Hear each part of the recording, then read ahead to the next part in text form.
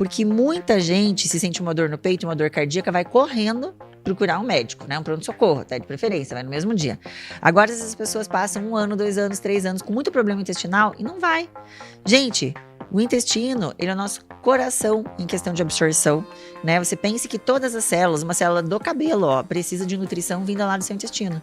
Então, é fundamental, o sistema imune tá ali, e não é bacana a gente ficar estimulando processos inflamatórios crônicos. Então, tem algum problema intestinal, que é excesso de gases, como esses que eu te falei da SIBO, diarreia, constipação, resto de comida em fezes, sangramento nas fezes, você tem alguma coisa, tá? O nosso corpo, ele não fala, ele não reclama se a fisiologia estiver normal. Olá, meus caros amigos do intestino, tudo bem com vocês? Uma saudação especial para vocês que já nos seguem. Para os outros que estão chegando agora, caindo aqui de paraquedas no Papo Digestivo com a doutora Luana, e vocês estão curiosos para saber sobre o que se trata o nosso Papo Digestivo, também sejam muito bem-vindos. Aqui a gente vai falar sempre sobre microbiota intestinal e sobre o intestino e o quanto isso impacta não só na saúde do nosso intestino, mas na saúde sistêmica. Olha só, por exemplo, a microbiota, que são esses trilhões de micro-organismos que vivem aqui no nosso intestino, elas ajudam o intestino a se comunicar com o resto do corpo. Então, são conversas, nós chamamos de eixos, que são estabelecidos. Por exemplo, eixo intestino, microbiota, pele. Vocês já sabem que a pele é um reflexo do nosso intestino. Sabe aquela história da nossa avó, comeu mal, ficou obstipada, vai ter problema de pele? É exatamente isso. Então, se a gente tem uma sinalização inflamatória ali no seu intestino, isso repercute na pele e a gente já tem associação de uma falta de saúde do intestino com acne, com dermatite, com rosácea, com psoríase. Outro eixo muito bacana e muito estudado é o eixo intestino-microbiota-cérebro, né? Quem já não sentiu aí borboletas no estômago? Isso é uma emoção que te dá um bem-estar. O eixo intestino-microbiota-cérebro é um dos mais estudados, um dos mais complexos, é um campo científico fértil aí, trazendo bastante novidade pra gente. E nós temos muita comunicação entre esses dois órgãos, né? Por exemplo, o nervo vago, que é uma ligação física, nós temos a comunicação de neurohormônios, de neurotransmissores, o intestino produz 30, de substâncias que as bactérias produzem que viajam no sangue e chegam no seu cérebro. Então, o intestino inflamado, gente, vai gerar um cérebro inflamado. E como que o cérebro inflamado responde? Ele responde com ansiedade, depressão, com problemas do sono, problema do humor. Nós temos também, por exemplo, a questão de se você quiser perder gordura e manter esse peso, você precisa da função metabólica da microbiota. A microbiota também sintetiza vitaminas. Temos também 85% do sistema imune no nosso intestino. Então, nos indivíduos predispostos geneticamente, quando tem um problema no intestino, você pode desencadear as doenças como artrite reumatoide. E não esquecendo também da tireoidite e de Hashimoto. Então, pessoal, todos esses temas a gente vai conversar por aqui. E se você está chegando agora e achou o tema interessante, sabe que você tem lição de casa. Nós estamos no episódio número 18, tem 17 episódios aí para trás para você dar uma olhadinha e aprender sobre o intestino e esses eixos, ok? Olha, nós somos uma comunidade que já entendemos o quanto que o intestino impacta, né? O papel importante, o papel-chave que ele joga na nossa saúde e na nossa doença. Mas talvez você tenha algum amigo, algum familiar que está sofrendo de alguma questão intestinal ou de alguma das questões dos eixos do intestino com órgãos à distância e essa pessoa não tem a mínima informação sobre isso, então você pode ajudar mandando um link para que essa pessoa tenha mais conhecimento sobre a saúde dela e procure um profissional que realmente possa ajudar. Recadinho número 2, você também pode ajudar dando um like, dá um joinha, curte aí, que daí o YouTube entende que é um material relevante e ajuda a gente a espalhar, pulverizar essa informação do bem para o maior número de pessoas. Informação número 3, tem aqui, o pessoal vai deixar meu Instagram, doutora Luana HV. Lá tem muitos reels lá no meu Instagram, se você quiser dar uma olhadinha rápida de 1 minuto e meio sobre vários desses temas, vai lá e curte. E também, gente, lembrando, quarto e último recado, que a partir de agora, até o início do ano letivo do ano que vem, os nossos episódios terão lançamentos quinzenais e não mais semanais, como eram anteriormente. Só volta semanal a partir de fevereiro de 2024, tá bom? E é o que eu sempre digo, cuide do seu intestino, que ele cuida de você. Mas, pessoal, vamos lá para o papo digestivo, o papo que interessa hoje. Eu vou lançar uns episódios que eu vou chamar de SIBO e suas conexões. E por que isso? SIBO é um tema que eu gosto muito, eu leio, estudo muito, tenho muito paciente com SIBO, e o que eu observo? Muitos, mas vários dos pacientes não sabem sobre o que se trata, e até alguns médicos. SIBO é muito subdiagnosticado, tem muita gente andando com SIBO por aí, não tem ideia do que tem.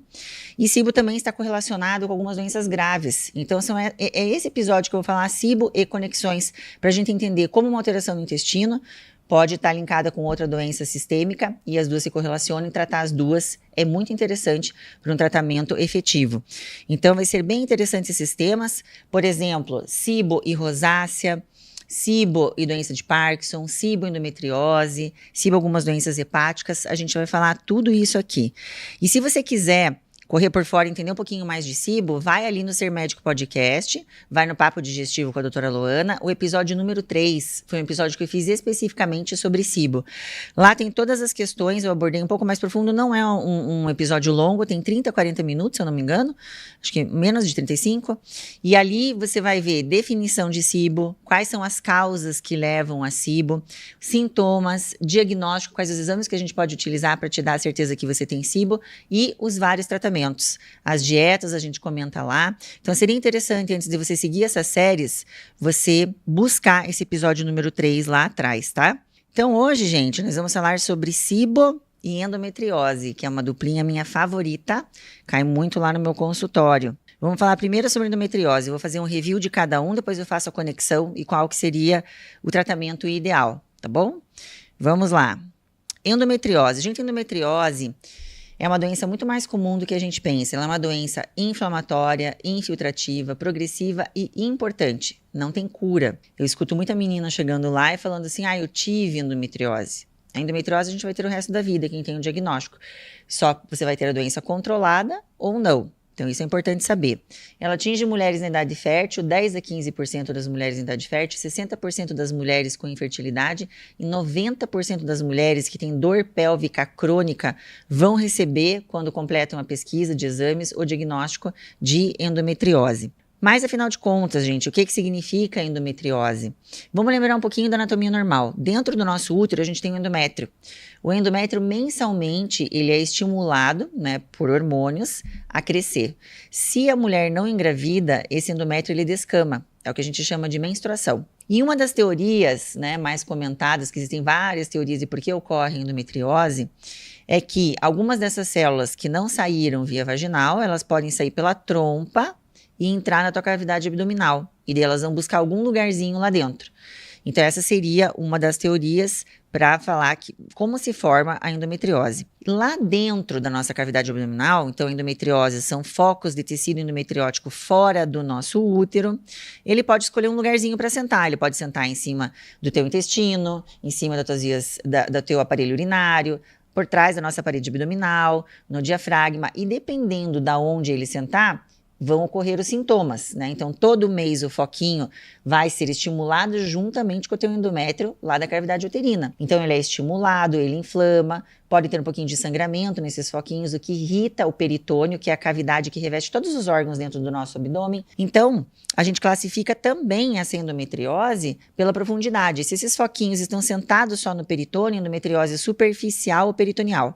Se esses foquinhos já são mais agressivos e eles invadem mais de 0,5 milímetro a parede de qualquer órgão ou estrutura, a gente já chama de endometriose profunda ou infiltrativa. E também temos endometriose que pode estar sentada lá no teu ovário, que é endometriose ovariana. Então, sabendo disso, quando se estimula um foco do intestino e ele está em cima das suas alças intestinais, você pode ter a sensação de intestino cheio. Você pode ter também dor anal se um desses focos estiver muito próximo do reto. Pode ter sangramento retal na época do período menstrual, porque esses foquinhos eles cavam a parede do intestino, pode ter sangramento para dentro. Se afeta a tua via urinária, você pode ter mais ou menos a mesma coisa. Pode ter dor para urinar, que é disúria. Pode ter urgência miccional, que é uma vontade desesperada de fazer xixi, às vezes não segura, porque são foquinhos estimulando e inflamando a tua bexiga. Pode ter sangramento também para via urinária. Na parte sexual, se esses foquinhos estiverem muito próximo da vagina, você pode ter dor no relacionamento sexual, pode ter dor aqui no diafragma, aqui tem muita inervação, pode estar dando dor para o ombro, que a gente chama dor referida, e pode ter o foquinho, como eu já comentei, aqui atrás da tua parede abdominal, dando uma dor que a gente não sabe descrever o que é e não sabe identificar. Então, esses são os sintomas da endometriose, tá? Agora, como saber se você tem endometriose?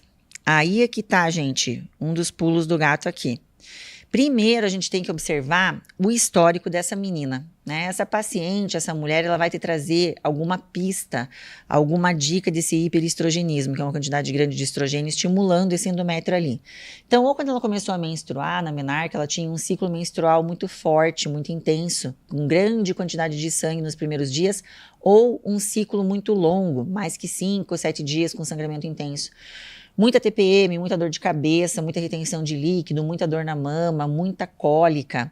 E ela vai trazer uma história também que quando ela começou a usar anticoncepcional, se ela começou a usar, melhorou. Ela fala, nossa, parece que é outra vida, tô ótima, não me sinto mais cansada, não tenho mais anemia, tô mais disposta, não tenho mais dor.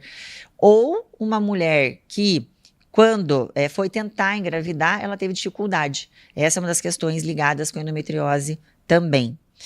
Fora isso, gente, de exame de sangue, não existe, infelizmente, nenhum marcador ou nenhuma sinalização específica que diga, você olha aquilo ali e fala, aham, tem endometriose. Não existe, tá? A gente tem o estrogênio alto, a gente tem um marcador que é o CA-125, mas ele não é específico também, ele não está relacionado, por exemplo, com a quantidade de sintoma da paciente, né? Às vezes a gente tem o CA-125 alto, mas ela não tem muito sintoma, às vezes ela tem bastante sintoma, o CA-125 nem é tão alto.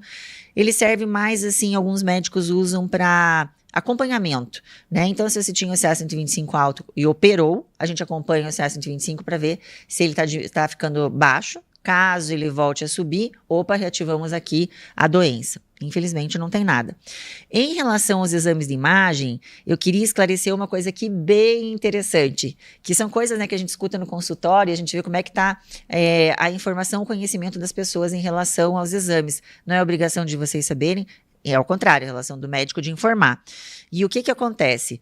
A gente fala assim, olha, eu acho que está com suspeita de endometriose. A primeira coisa que a paciente fala é, eu tenho ultrassom transvaginal normal, doutora, eu acho que eu não tenho endometriose. Gente, a endometriose, como eu expliquei aqui para vocês no começo, elas são focos de endométrio fora da cavidade uterina. Então, às vezes, um ultrassom transvaginal normal, ele nem sempre vai excluir. Pode ser que você tenha endometriose em outro lugar, mas que esse ultrassom ele não consegue, no local onde ele está sendo feito e como ele está sendo feito, detectar. Por exemplo, para o ultrassom transvaginal normal, a gente não faz um preparo do intestino. Então, as fezes, os líquidos, os gases que estão ali no final do intestino, eles atrapalham a onda de ultrassom. A gente não consegue ter uma qualidade de imagem muito boa para fazer esse diagnóstico. Pensa, são foquinhos às vezes milimétricos, de 5 milímetros. Então, a gente tem que ter uma qualidade, uma situação muito boa para fazer esse diagnóstico. E qual o exame que a gente pediria? Esse exame, se você não conhece, ele chama mapeamento endometrial. É um ultrassom que a gente vai fazer também transvaginal, a gente também avalia a parte ginecológica, avalia toda a parte urinária, toda a parte da pelve, e avalia também a questão do intestino. A gente faz um preparinho do intestino, é simples, né? Uma noite antes do exame você toma um laxante via oral e no dia do exame, 1 hora antes, faz um enema, que é aquele preparo que faz por baixo para limpar ali o reto e o sigmoide, para a gente poder ver bem todas essas áreas que a endometriose mais comumente afeta e que a gente gostaria de avaliar. Exames em geral, tá, gente? Ultrassom de mama, ultrassom da tireoide, ultrassom o transvaginal. Sempre que você for fazer, dê preferência por fazer no mesmo local e de preferência com o mesmo avaliador. Isso é importante. Cada médico tem uma padronização, protocolo que ele segue para fazer avaliações e sempre você avaliar com o mesmo médico é mais interessante. Então, ali no mapeamento transvaginal, você pode dar uma olhada se você tem endometriose superficial, só se esse médico for muito bom, ele tiver o olho preparado.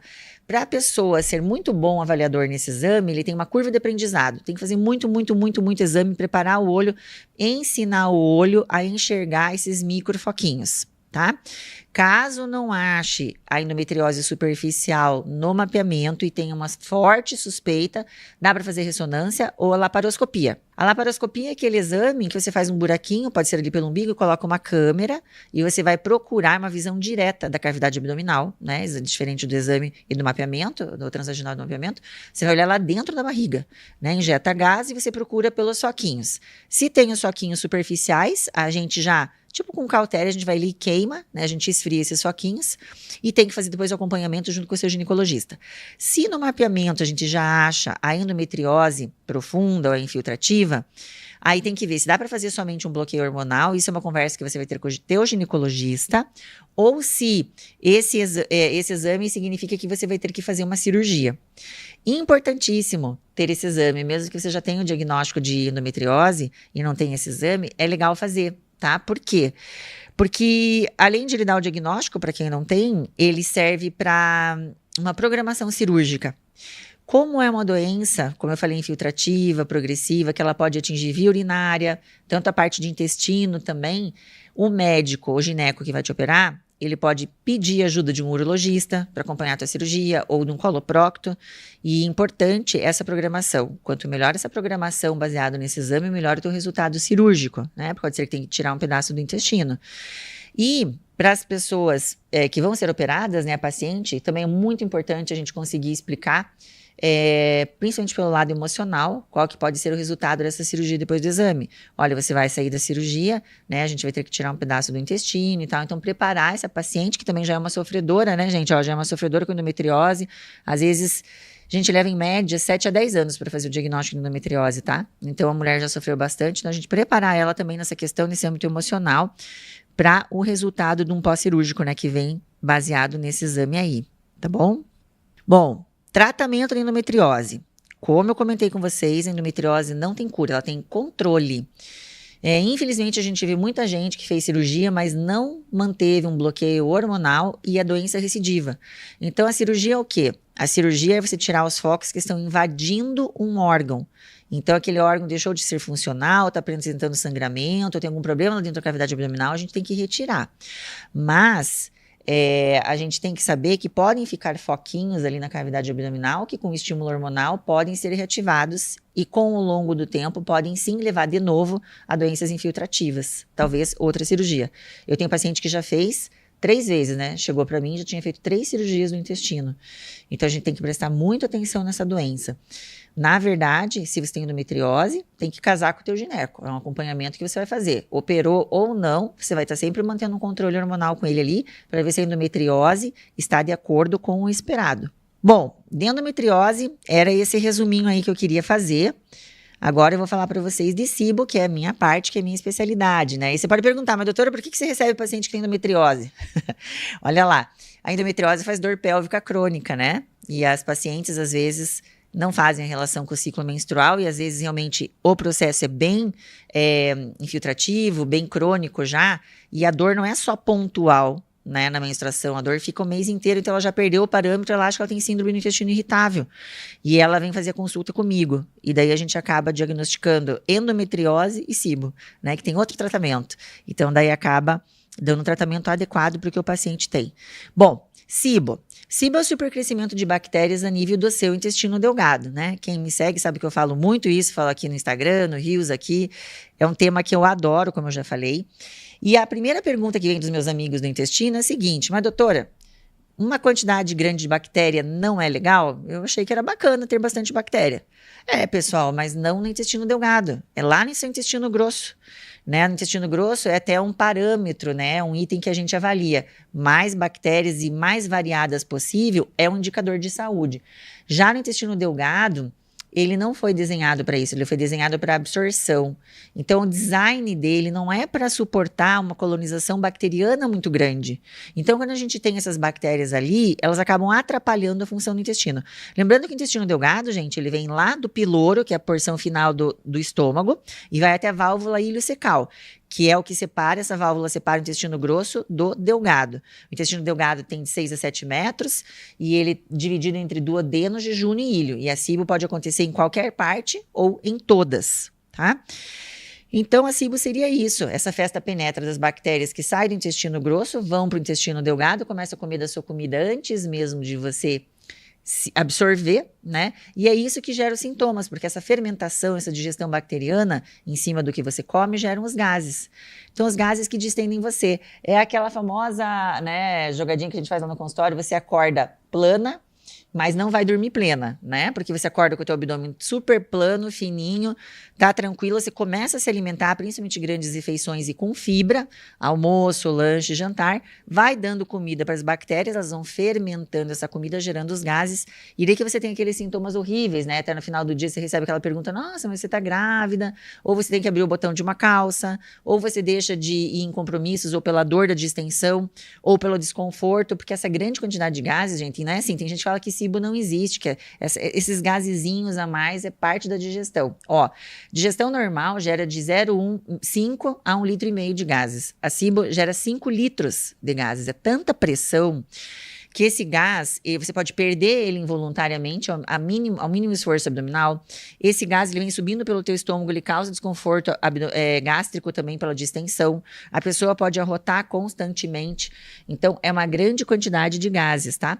Fora isso, faz diarreia em algumas pessoas, constipação nas outras, dependendo do tipo do gás, das bactérias que estão ali. E também temos os sintomas extraintestinais, né? Porque pela desabsorção, pensa que as bactérias estão comendo sua comida antes de você, né? Elas são ligeiras, chega a comidinha ali antes do intestino absorver, elas já estão fermentando. Então, falta nutriente. Então, você pode ter cansaço crônico, perda de cabelo, brain fog, que é perda de foco e de memória. A longo prazo na literatura, eu não tenho nenhum paciente assim, mas pode desenvolver até por falta de absorção de nutrientes para ossos, você ter osteopenia, osteoporose, e lá na frente você vai ter as desagradáveis fraturas, né? Então, SIBO também é uma doença que afeta o intestino e afeta outras localizações.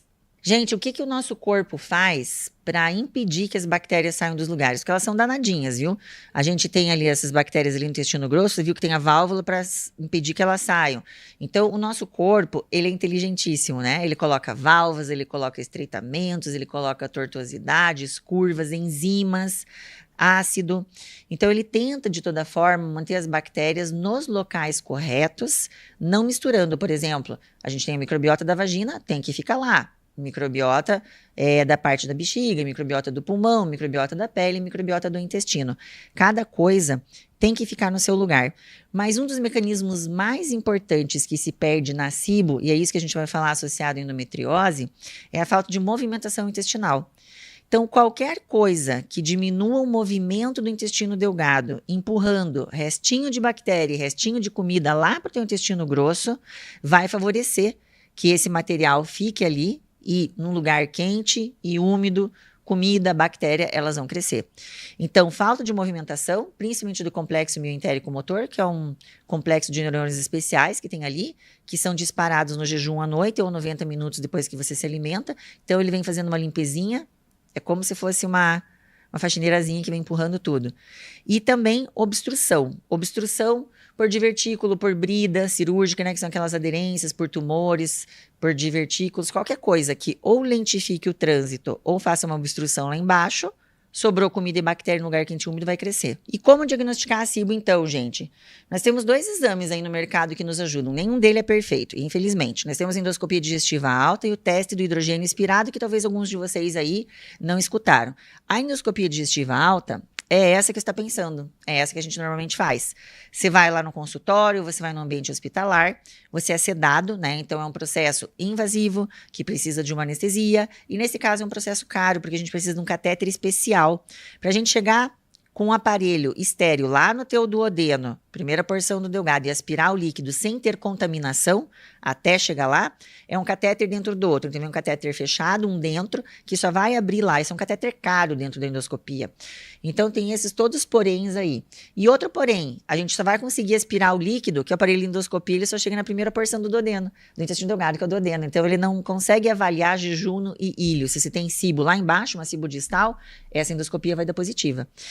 Então, infelizmente, é esse método aí que a gente tem na endoscopia, né, que como eu te falei, é caro, é invasivo e precisa de catéter, e a dupla endoscopista e a pessoa que está auxiliando também tem que fazer tudo estéreo, com luva estéreo, que não é comum aos outros procedimentos de endoscopia, tá? Aí vem o teste de hidrogênio expirado. Esse já é um teste mais bacana, né? É um teste que a única coisa que o paciente tem que ter é paciência de ficar 3 horas no consultório, porque esse é o tempo que leva, né? A gente faz o exame lá. A gente dá uma comidinha para o paciente, que é a comida da bactéria. Se tiver uma grande quantidade de bactéria lá, ela vai fermentar a glicose ou lactulose, que é isso que a gente escolhe, depende do caso para dar. A fermentação gera gases, esses gases não ficam na parede do intestino, né? Elas caem nos vasos, elas vão para o pulmão e teste de hidrogênio expirado, porque a gente tem uma máquina que o paciente expira, a gente capta esses gases e mede. A endoscopia é considerada padrão ouro porque a gente faz uma avaliação direta, né? A gente puxa as bactérias, manda para o laboratório, mede, pode medir tanto a quantidade quanto a qualidade, que tipo que tem lá, e a gente está contando as bactérias diretamente. Esse teste de hidrogênio expirado, ele é uma avaliação indireta, porque a gente vai só contar os gases, né? Então, contou os gases ali que a pessoa expirou. A gente mede de 15 em 15 no primeiro tempo, depois a gente mede de 30 em 30 minutos. A gente vai ver os gases, deu acima no normal, tem SIBO também. No momento atual, o que a gente mais faz é esse, por ser mais prático, mais direto, menos invasivo e não precisar de sedação. Mas já te digo que nenhum deles é o perfeito. O médico tem que ter uma experiência de atendimento de SIBO e tem que saber qual exame ele vai pedir para que realmente possa converter, né, num ganho clínico e de tratamento. Vamos lá, então, o que interessa desse podcast, gente. Falar qual que é a associação da SIBO e da endometriose. Então, olha só. Lembra que a gente falou que a endometriose são foquinhos fora do útero e ela pode estar sentada no seu intestino. Então, deixa eu só fazer uma correlação aqui. Se você der uma martelada no teu dedo inflama, ele junta líquido e você não vai conseguir dobrar o seu dedo, certo? O intestino é a mesma coisa. Se você tem focos ou vários focos de endometriose em cima do seu intestino, inflamando, né? Então tá tendo um estímulo hormonal, tá inflamando, às vezes tá sangrando em cima do seu intestino, o seu intestino ele não consegue mais fazer uma movimentação correta. Ele fica com uma movimentação mais lentificada. Então, se você tem uma movimentação mais lentificada, fica mais bactéria, fica mais resto de comida dentro do seu intestino delgado. E isso vai favorecer, né, o supercrescimento de bactérias a nível do seu intestino delgado. Outra questão que, infelizmente, a endometriose faz são as aderências, né, que pode ser que vocês conheçam como bridas. O que são isso? Toda vez que existe um processo inflamatório no nosso corpo, existe um processo cicatricial, né? Às vezes a pessoa tem uma acne, ficou ali uma cicatriz da acne, né? Eu fiz um corte, ficou uma cicatriz. Lá dentro da nossa barriga, a mesma coisa. Então, se eu tenho uma alça do intestino inflamada, tá aqui, e ela encontra com outra alça do intestino que está inflamada, elas podem depois no processo cicatricial grudar. E quando as alças intestinais grudam, elas já não estão mais soltas com as angulações livres. A comida vem vindo, opa, aqui tem um ângulo difícil de passar, que está grudado, e começa a juntar a comida para cima. Então, aí a gente tem dois processos. O intestino que já não contrai mais tão adequadamente pela inflamação, e também as angulações devido às aderências ou às bridas. E aí a gente tem a SIBO. Então, você imagina uma menina que não está com controle da endometriose, né? Tem um sangramento intenso todo mês, tem anemia, tem cansaço, tem fraqueza, tem um intestino distendido que não absorve bem as coisas, mais fraqueza, mais cansaço, queda de cabelo, né? E daí a pessoa pode até começar a restringir muito a comida no sentido de, puxa, alguma coisa eu tô fazendo errado. Normalmente o que as meninas fazem, param de comer besteira e começam a comer fibra. Eu preciso arrumar minha saúde aqui. E, gente, essa é a pior coisa que existe para SIBO. Porque SIBO são bactérias que não são de infecção, são bactérias do nosso intestino que estão no lugar errado, né? Só que essas bactérias, elas gostam de fibra. Então, quanto mais fibra você jogar, mais você vai fermentar. Então, para esses casos, a gente faz a dieta Low Food Map, que é a dieta baixa em fermentados. Então, essa é uma questão da dieta que tem que ser adaptada para diminuir rapidamente os sintomas nessas questões, tá? Tratamento, gente. Como é que nós vamos resolver essa coisa arada toda aqui? Olha lá. Tratamento da endometriose, você vai ver com o seu gineco. A gente tem um tratamento aqui em Curitiba, pelo menos, né? Faço muito atendimento online, mas aqui em Curitiba a gente já tem uma equipe de pessoas que atendem endometriose, operam endometriose avançada e a gente tem um acompanhamento, né, para esses casos. Então, sempre discutir com o seu gineco. Tem endometriose, o que eu vou fazer, o que eu fiz, o que eu faço para acompanhar, operei, qual que é o segmento daqui para diante, como é que eu vou entrar na menopausa. A menopausa tem uma tendência de diminuir, mas mesmo assim tem algumas mulheres que persistem com algum sintoma se abrir o bloqueio hormonal. Tudo isso você tem que conversar lá com o seu gineco. Por quê? Porque SIBO é uma condição. SIBO, ela não acontece, eu sempre costumo dizer, sem uma força maior, né? Como é que aconteceu a SIBO? Sozinha não aconteceu. Ela tem uma causa maior. Neste caso, né, lá no episódio número 3 tem as várias causas da SIBO, se você está curioso. Nesse caso, eu vou falar só da endometriose. Então, é endometriose causando a SIBO. Agora, pensa aqui comigo, amigo do intestino. Se a gente não tratar a endometriose, como é que eu vou ajudar a pessoa tratando SIBO? Vai ser um tratamento para a vida inteira com antibiótico para matar esse excedente bacteriano, porque não tem fim, né? Então, tem que, primeiro de tudo, controlar a endometriose, né? Manter ela sob controle, fazer o tratamento que precisa de agudo, se for uma cirurgia ou não. Depois nós temos que tratar a SIBO. E a SIBO significa reduzir a população bacteriana. Então a gente tem que diminuir essa quantidade de bactéria no delgado que não é adequada. A gente tem que popular, né, recompor a microbiota desse intestino delgado. Temos que diminuir a disbiose, a inflamação de parede que acontece. E, em alguns casos, como é o caso da endometriose, fora esse tratamento agudo da SIBO, eu sempre vou ter que deixar o paciente em tratamento de manutenção. Por quê, doutora? Porque a causa, a endometriose, ela é para sempre, ela não tem cura. Então, se você já fez essas alterações no seu intestino, já fez essas bridas, essas aderências, bem provavelmente você vai precisar de um tratamento de manutenção. Mas a gente sempre vai conversando caso a caso, avaliando cada paciente e vendo qual que é a questão, né? Eu tô falando mais da minha experiência, que na verdade também são quadros bem viciados, né? Já são meninas com algumas situações mais graves. Pessoal, vamos lá para o nosso momento reflexão. Já quase terminando o nosso episódio. Olha aqui. Momento reflexão. Primeiro, gente, prestar atenção no seu corpo. Eu vou te dizer que como mulher, ninguém sabe mais do que a gente o que a gente está sentindo. Então, se você sente alguma dor que é intensa, uma dor pélvica crônica, uma dor lá na lombar, muito forte na tua menstruação, um ciclo que você quer fora do normal comparado com o das tuas amigas, uma coisa que te incomoda demais, vá procurar. Não é aquela coisa, isso faz parte da menstruação. Não, ela está exagerando. Não existe isso. Preste atenção no seu corpo, né? A gente tem que respeitar a sinalização, se respeitar e ir atrás, e se fazer respeitar, porque se realmente você chegar no médico e diz, não, isso é da tua cabeça, isso é assim mesmo, cabe a você procurar uma segunda opinião, ok? Acreditar no que você sente e dar valorização para os sintomas intestinais, porque muita gente se sente uma dor no peito, uma dor cardíaca, vai correndo procurar um médico, né? Um pronto-socorro, até de preferência, vai no mesmo dia. Agora, essas pessoas passam 1 ano, 2 anos, 3 anos com muito problema intestinal e não vai. Gente, o intestino, ele é o nosso coração em questão de absorção, né? Você pense que todas as células, uma célula do cabelo, precisa de nutrição vinda lá do seu intestino.